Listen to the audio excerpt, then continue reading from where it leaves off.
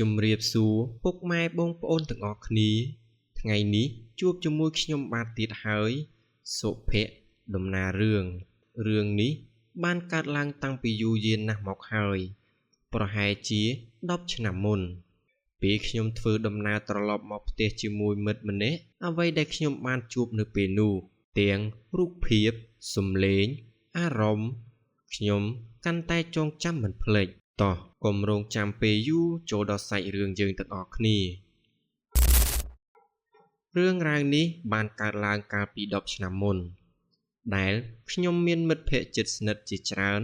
រួមទាំងមិត្តភ័ក្តិនៅសាកលវិទ្យាល័យនិងមិត្តពីវិទ្យាល័យរបស់មិត្តចាស់ៗដែលស្គាល់គ្នាតាំងពីយូរមកហើយសកម្មភាពដែលយើងបានធ្វើគឺយើងចូលចិត្តលេងបាល់ទាត់ជាមួយគ្នាយើងនឹងណាត់គ្នាលេងនៅថ្ងៃសុក្រនិងថ្ងៃសៅរ៍នៅវេលាម៉ោង9យប់នៅថ្ងៃដែលមានមនុស្សតិច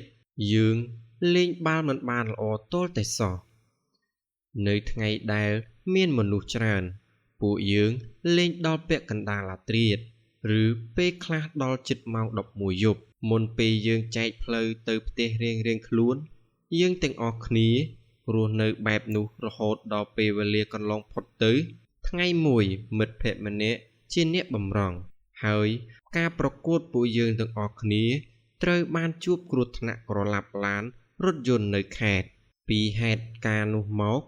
ទោះបីមិត្តភក្តិយើងខ្លះរៀងរបួសធ្ងន់ខ្លះទៀតក៏បាក់ជើង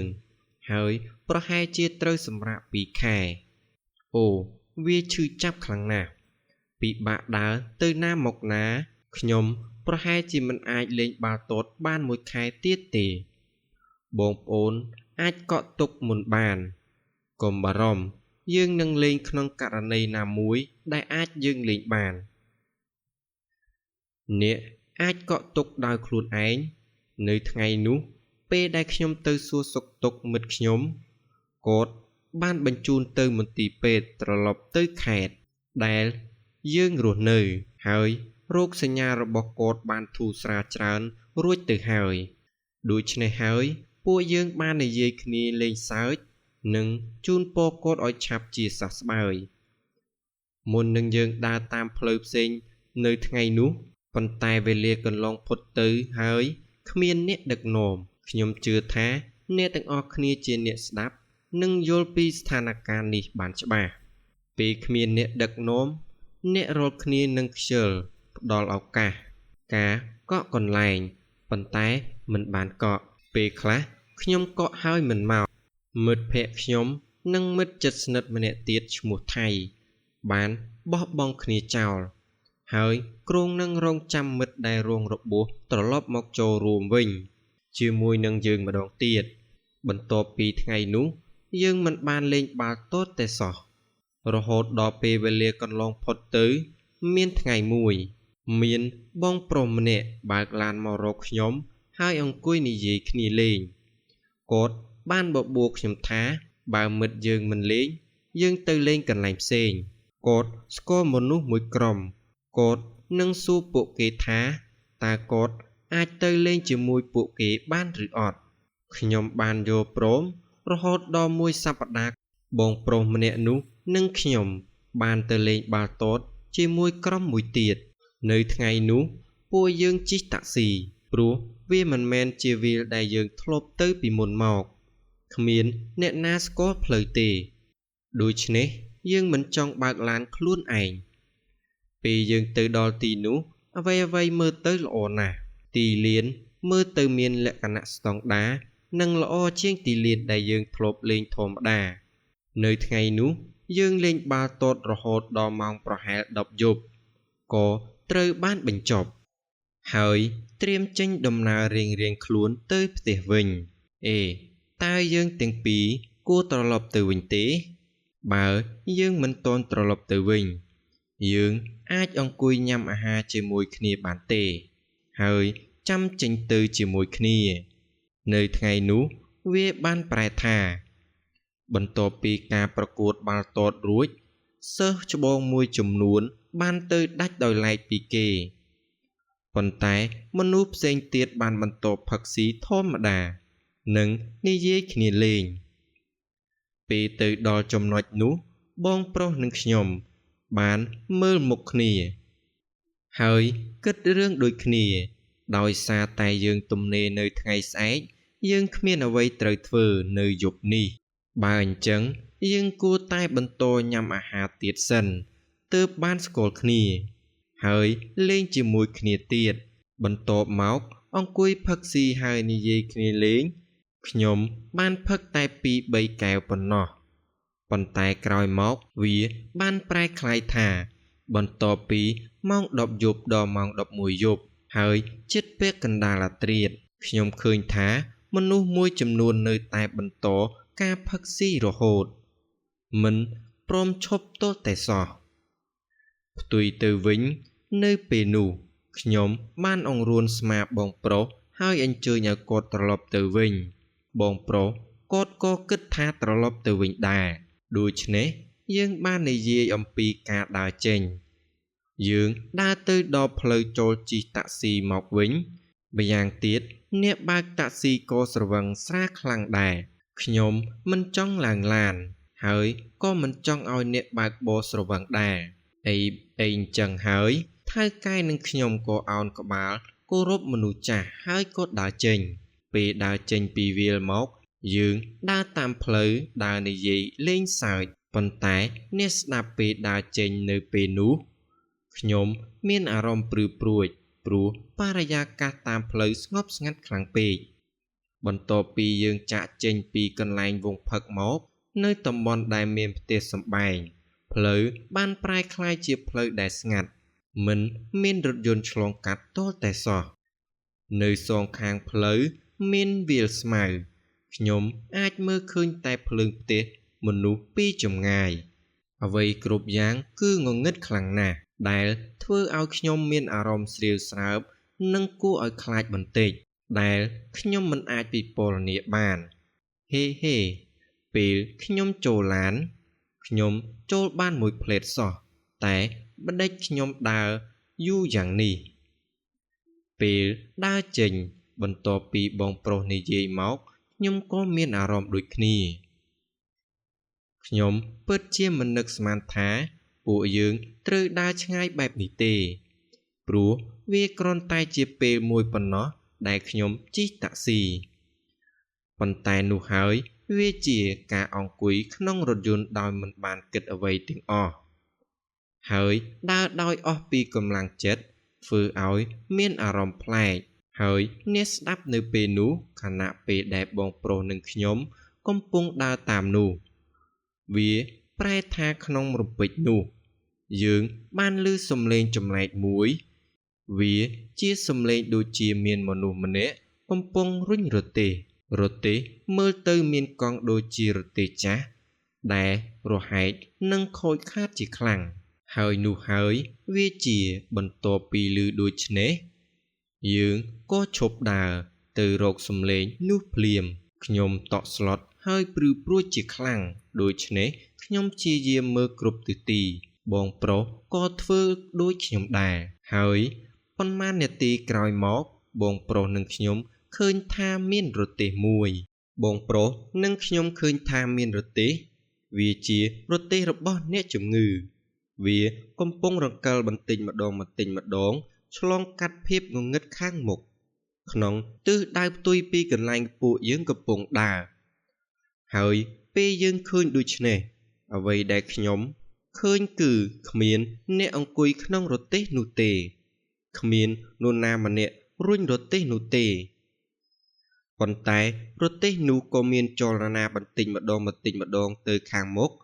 ប៉ុន្តែក្រោយមកស្រាប់តែដឹងថាដោយសារតែបងប្រុសដឹងខ្លួនគាត់បានបើកភ្លើងពីទូរស័ព្ទរបស់គាត់ហើយព្យាយាមចាំងវាលើកៅអីរុញនោះហើយនៅពេលដែលបងប្រុសក្រឡេកមើលវាខ្ញុំមានអារម្មណ៍ថាធូរស្រាលនៅពេលដែលខ្ញុំឃើញថានៅខាងក្រោយកៅអីរុញមានមនុស្សឈរមើលទៅហាក់ដូចជាមនុស្សចាស់កំពុងរុញវាយឺតអូព្រះអើយខ្ញុំស្ទើរតែគាំងបេះដូងទៅហើយខ្ញុំគិតថាគ្មាននរណាម្នាក់នៅក្នុងរទេះរុញនោះទេ ដំបូងឡើយខ្ញុំគិតដូចគ្នាវាមានការភ្ញាក់ផ្អើលជាខ្លាំងបើគ្មានអ្នកទេវានឹងមានបញ្ហាមនុស្សមួយចំនួននឹងស្លាប់ដោយការតក់ស្លុតហើយពេលយើងឃើញដូច្នេះបន្ទាប់ពីយើងបានធូរស្រាលពីការភ័យខ្លាចបន្តិចមកយើងឆ្ងល់ថាតើបរិសុទ្ធចំណាស់នោះជាអ្នកណាហើយមានអ្វីកើតឡើងចំពោះគាត់ទីបំផុតនៅពេលដែលបរិសុទ្ធចំណាស់នោះរុញរទេះទៅជិតពួកខ្ញុំបងប្រុសនិងខ្ញុំឃើញថាបរិសុទ្ធចំណាស់ប្រហែលជារបួសជើងរទេះរុញច្បាស់ជាជប់គាំងដូច្នេះគាត់ពិបាកផ្លាស់ទីហើយដោយសារតែបែបនេះគាត់ត្រូវងើបចេញហើយព្យាយាមដើរខណៈដែលរុញរទេះរុញទៅក្រោយបន្តិចម្ដ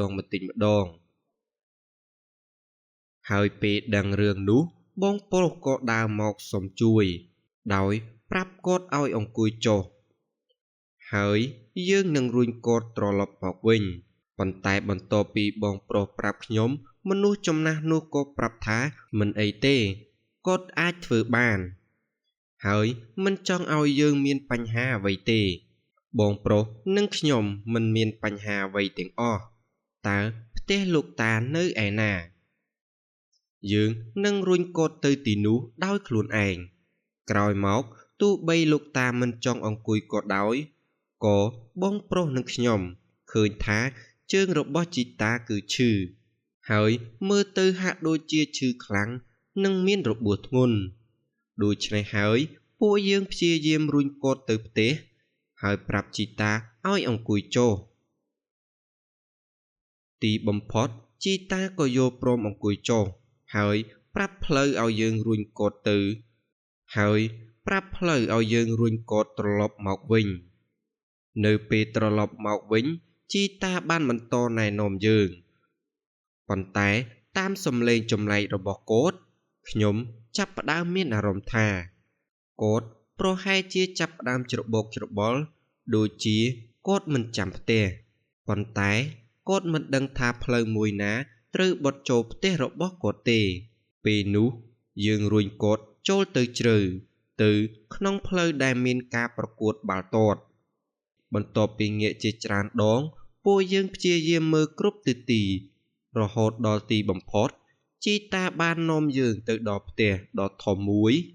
វាជាផ្ទះពីរជាន់ដែលមានផ្ទៃដីធំទូលាយនិងខ្លោងទ្វារធំវាមើលទៅល្អណាស់តម្លៃមិនតិចជាង3ទៅ5សែនលានទេខ្ញុំមានអារម្មណ៍ថាបើគេយកផ្ទះនេះទៅថតរឿងដឹងជាល្អយ៉ាងណាទេឬនិយាយថានេះជាផ្ទះវីរនារីខ្ញុំជឿអស់ពីចិត្តក្រោយពីបានឃើញហើយខ្ញុំគិតថាតាចាស់ត្រូវតែជាសេដ្ឋីជាមិនខានយើងត្រូវតែមានសំណាងប៉ុន្តែវាគ្រាន់តែជារឿងចម្លែកប៉ុណ្ណោះក្រោយមកតាចាស់ក៏ក្រោកទៅដោះសោបើកទ្វារចូលផ្ទះពេលខ្ញុំទៅដល់ហើយខ្ញុំមានអារម្មណ៍ថាទូផ្ទះធំក៏ពិតជាផ្ទះចម្លែកដែរអ្វីគ្រប់យ៉ាងគឺងងឹតខ្លាំងណាស់វាហាក់ដូចជាមិនមានមនុស្សតែម្នាក់រស់នៅក្នុងផ្ទះនោះទេតើអ្នកបម្រើលោកតាទៅឯណាតើបុរសចំណាស់បានជួយអ្នកថែសួនម្នាក់ទៀតឬចង់បានចៅប៉ុន្តែបន្ទាប់ពីនិយាយលេងបែបនោះបុរសចំណាស់មិនបានឆ្លើយនៅពេលនោះទេបងប្រុសដើរឡើងជណ្ដើរមុខផ្ទះ 3-4 ជំហានរុញទ្វារចូលផ្ទះមុននឹងដើរត្រឡប់មកជួយលើករទេះរុញវិញពេលចូលដល់ផ្ទះខ្ញុំចាំបានថាយប់នោះខ្ញុំស្ទើរតែខ្វាក់ភ្នែកហើយដើរចូលមិនរួចខ្ញុំស្ទើរតែមិនអាចមើលឃើញអ្វីទាំងអស់អ្វីគ្រប់យ៉ាងគឺងងឹតខ្លាំងណាស់នៅខាងក្នុងផ្ទះខ្ញុំអាចមើលឃើញតែការឆ្លុះបញ្ចាំងមិនច្បាស់ខ្ញុំអាចមើលឃើញតែវាមិនសូវច្បាស់នៅក្នុងភ្នែករបស់ខ្ញុំពេលនោះបងប្រុសដើរតាមជញ្ជាំងដោយព្យាយាមរកតុដោយព្យាយាមរកកង់តាក់ភ្លើងដើម្បីបើកភ្លើងក្នុងផ្ទះឲ្យភ្លឺប៉ុន្តែបន្ទាប់មកវាបានប្រែក្លាយថានៅពេលនោះយើងបានឮសំឡេងជើងវាជាសំឡេងចម្លែកដូចជាមានការដើរហើយឈប់ហាក់ដូចជាមានការសង្ស័យអំពីអ្វីមួយ មុនពេលយើងមានអារម្មណ៍ថាជើងដែលយើងបានលឺកំពុងដើរយឺតៗនៅខាងលើបងប្រុសនិងខ្ញុំបានឈប់បន្តិចហើយមើលក្នុងទិសដៅតែមួយសម្លឹងមើលជណ្ដើរយើងបានឃើញថាជើងមនុស្សយឺតចេញពីខាងលើហើយដើរចុះមកក្រោមវាជាការពិតហើយនៅពេលដែលយើងបានទៅដល់ពាក់កណ្ដាលផ្លូវនៅពេលដែលយើងទៅដល់ចំណុចជាក់លាក់មួយខ្ញុំបានឃើញវាគឺជាមនុស្សម្នាក់យ៉ាងច្បាស់ប៉ុន្តែគាត់មិនបានដើរចុះមកក្រោមឡើយមុននឹងគាត់មើលចុះហើយដាក់ដៃលើធ្នើរខាងលើនោះហើយជាវាបន្ទាប់ពីគាត់បានបង្ហាញខ្លួនគាត់មានរោគសញ្ញាខ្លះហើយរត់ត្រឡប់មកវិញភ្លាមៗនៅពេលនោះអ្វីទាំងអស់ក៏ស្ងប់ស្ងាត់ខ្ញុំមិនអាចនិយាយអ្វីបានទេបុរសចំណាស់កំពុងអង្គុយស្ងៀមបងប្រុសនៅតែឈរក្បែរជញ្ជាំងវាធ្វើឲ្យខ្ញុំដឹងថាផ្ទះបុរសចំណាស់ប្រហែលជាមិនធម្មតាទេហើយមានអ្វីមួយនៅក្នុងផ្ទះនេះក្រោយពីដឹងខ្លួនហើយខ្ញុំក៏និយាយថានឹងត្រឡប់ទៅវិញផ្ញើលោកតាទៅសល់ទុកឲ្យបុរសចំណាស់នោះដោះស្រាយដោយខ្លួនឯងប៉ុន្តែអ្វីដែលបានកើតឡើងនោះគឺខណៈពេលដែលខ្ញុំរៀបនឹងត្រឡប់ទៅក្រៅផ្ទះស្រាប់តែឃើញយាយចំណាស់ចាប់ផ្ដើមស្រែកយំពេលនោះហើយខ្ញុំក៏ងាកទៅសួរគាត់បងប្រុសថាតើត្រូវធ្វើអ្វីបន្តទៀតហើយបងប្រុសបាននិយាយថាគាត់មិនអាចយកវាទៅទៀតបានទេគាត់ចង់ចេញពីទីនេះទុកឲ្យគាត់ដោះស្រាយដោយខ្លួនឯងទៅចោះព្រោះពេលយើងទៅមិននៅគាត់នៅតែរស់បានដូច្នេះបន្ទាប់មកយើងបានរត់ចេញជាមួយគ្នាសំឡេងលោកតាចាប់ផ្ដើមស្រែកឡើងហាក់ដូចជាចង់សុំជំនួយប៉ុន្តែនៅពេលនោះយើងលែងខ្វល់ទៀតហើយបងប្រុសនិងខ្ញុំព្យាយាមរត់គេចប៉ុន្តែអ្វីដែលបានកើតឡើងគឺនៅពេលនោះដែលយើងរៀបនឹងចេញពីផ្ទះយើងឃើញមនុស្ស4ទៅ5នាក់ដើរយឺតចូលទៅក្នុងផ្ទះលោកតាហើយឈរនៅមុខយើងមនុស្សម្នាក់ដាក់កាំភ្លើងខ្លីនៅក្នុងចង្កេះរបស់គាត់ខណៈអ្នកផ្សេងទៀតដែលនៅជិតយើងព្យាយាមនិយាយជាមួយយើងអ្វីដែលគាត់សួរគឺយើងជានរណាធ្វើអ្វីនៅផ្ទះនេះហើយចូលផ្ទះនេះដោយរបៀបណាពេលនោះខ្ញុំប្រាប់គាត់ថាខ្ញុំបាននាំលោកតាត្រឡប់មកវិញដើម្បីឲ្យខ្ញុំទៅជួយគាត់នៅមាត់ផ្លូវចូលបងប្រុសរបស់ខ្ញុំនិងខ្ញុំបានរុញគាត់ត្រឡប់មកវិញហើយនោះជាវា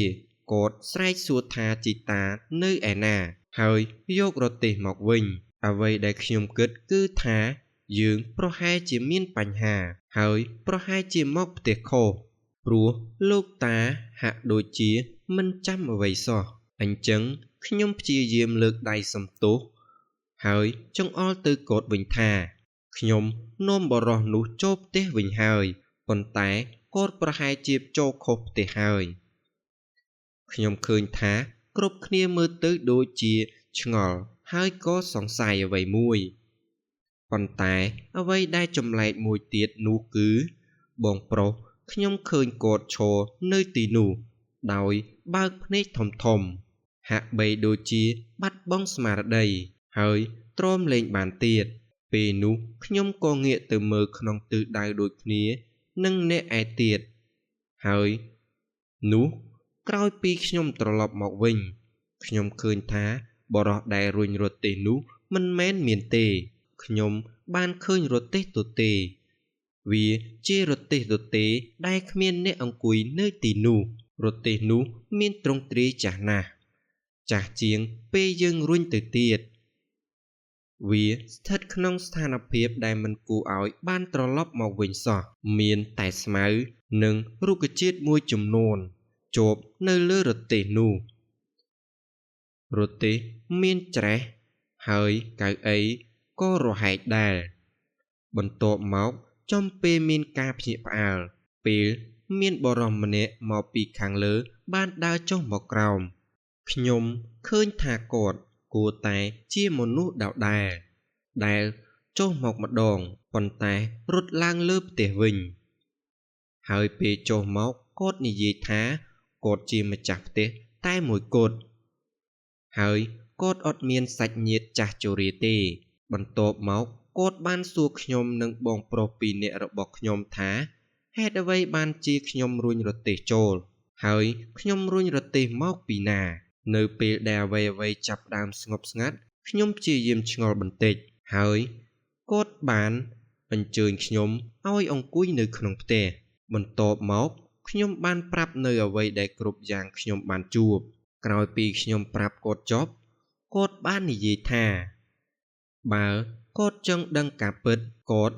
នឹងប្រាប់ខ្ញុំផ្ទាល់រួចគាត់បានប្រាប់ខ្ញុំថា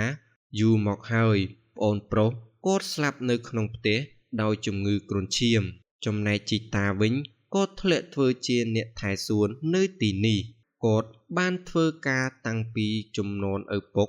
ហើយចិញ្ចឹមប្អូនប្រុសរបស់គាត់តាំងពីគាត់នៅក្មេងរហូតដល់ពេលដែលប្អូនប្រុសរបស់គាត់ឈឺ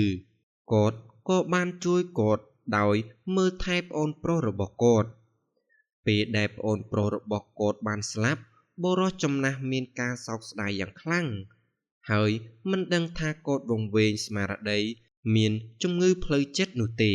គាត់ថាប្អូនប្រុសរបស់គាត់នៅតែមានជីវិតទូស្លាប់ទៅក៏ប្រលឹងប្អូនប្រុសនៅជាមួយគាត់លុះយូរមកហើយក៏មិនចេះតែនិយាយមិនខ្វល់អ្វីទាំងអស់គាត់ចូលចិត្តរុញរទេះទៅមកជារឿយដោយ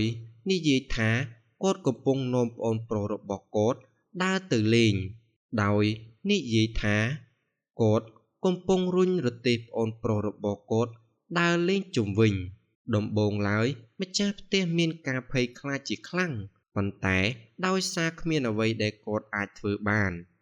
គាត់មិនអាចឲ្យគាត់ចេញបានទេយ៉ាងទៀតបុរសចំណាស់នោះគ្មានសាច់ញាតិទេម្ចាស់ផ្ទះទុកឲ្យបុរសចំណាស់ធ្វើអ្វីតាមអំពើចិត្តគាត់ព្រោះចុងក្រោយគាត់មិនបានបង្កើតបញ្ហាអ្វីទេហើយក៏មិនបង្កបញ្ហាដល់អ្នកណាដែរប៉ុន្តែថ្ងៃមួយបុរសចំណាស់បានរុញរទេះរុញចេញពីផ្ទះតែធម្មតាតែព្រឹកឡើងបុរសចំណាស់ត្រូវឡានបុកបាក់ជើងទាំងសងខាងទីបំផុតគាត់បានស្លាប់ហើយដេកនៅលើផ្លូវក្បែររទេះរុញក្រោយពីធ្វើបុណ្យរួចគាត់យករទេះរុញមកវិញហើយបត់ឡើងទៅទុកក្រោមជណ្ដើរប៉ុន្តែក្រោយមកថ្ងៃមួយរឿងចម្លែកក៏ចាប់ផ្ដើមកើតឡើងរទេះរុញចូលចិត្តរុញខ្លួនឯងចេញហើយបន្លឺសំឡេងខ្លាំងៗក្នុងផ្ទះរហូតដល់កម្មករទាំងអស់ក្នុងផ្ទះភ័យខ្លាចជាខ្លាំងពួកគេខ្លះថែមទាំងលាឈប់ទៀតផង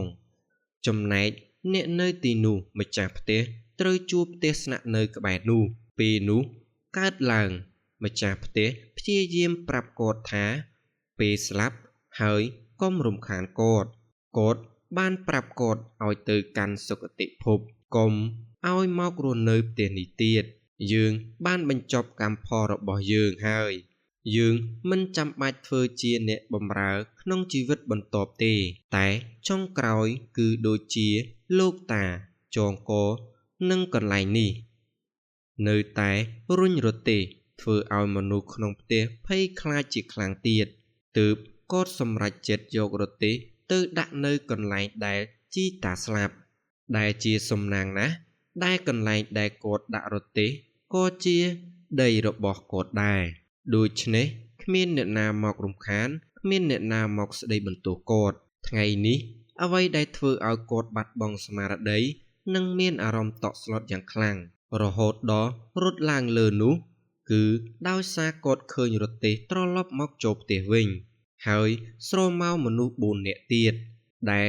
គាត់មិនដឹងថាជាក្រុមយើងគាត់ក៏រត់ទៅលើគាត់បានហៅប៉ូលីសមកទើបប៉ូលីសយកកាំភ្លើងមកជាមួយប៉ុន្តែសំណួរខ្ញុំសួរគាត់វិញថាដំបូងឃើញថាស្រមោលនោះបរោះចំនួន4នាក់ខ្ញុំមិនដឹងថាគាត់ឃើញនរណាទេព្រោះកើតប្រហែលជាឃើញតែ3នាក់ប៉ុណ្ណោះគឺខ្ញុំ បងប្រុសនិងបរិសចំណាស់ដែលជិះរទេះរុញចំណែកម្នាក់ទៀតខ្ញុំមិនដឹងថាជានរណាទេពីរឿងទាំងមូលវាបានធ្វើឲ្យខ្ញុំមានអារម្មណ៍ភ័យខ្លាចយ៉ាងខ្លាំងនៅខ្ញុំនៅតែចងចាំអ្វីៗគ្រប់យ៉ាងបានយ៉ាងល្អរួមទាំងសំណួរដែលថាប្រសិនបើនៅទីបំផុតបរិសចំណាស់នោះគ្មានទេតើយើងអាចចូលទៅក្នុងផ្ទះដោយរបៀបណាតើអ្នកណាជាអ្នកបើកទ្វារតើអ្នកណាអ្នកអាចបើកទ្វារបានហើយយប់នោះគាត់បានឲ្យអ្នកបើកឡានចុះពីយើងព្រឹកឡើងខ្ញុំនិងមិត្តភ័ក្តិបានទៅធ្វើបុណ្យឧទ្ទិសកុសលដល់គាត់រហូតដល់ឥឡូវនៅពេលដែលខ្ញុំគិតត្រឡប់មកវិញនៅថ្ងៃនោះប្រសិនបើយើងមិនបានឃើញរទេះរុញទេគ្រាន់តែជារទេះរុញខ្មោចហើយយើងមិនបានឃើញបរិសចំណាស់រុញវាទេប្រហែលជាប្រសើរជាងនេះហើយនោះជារឿងទាំងមូលដែលខ្ញុំយកមកប្រាប់អ្នកនៅថ្ងៃនេះតើបងប្អូនយល់យ៉ាងណាដែរសូមខមមិនខាងក្រោមវីដេអូបើមានកំហុសខុសឆ្គងត្រង់ណាខ្ញុំសូមអភ័យទោសហើយអរគុណសម្រាប់ការស្ដាប់រហូតដល់ចប់សូមជម្រាបលា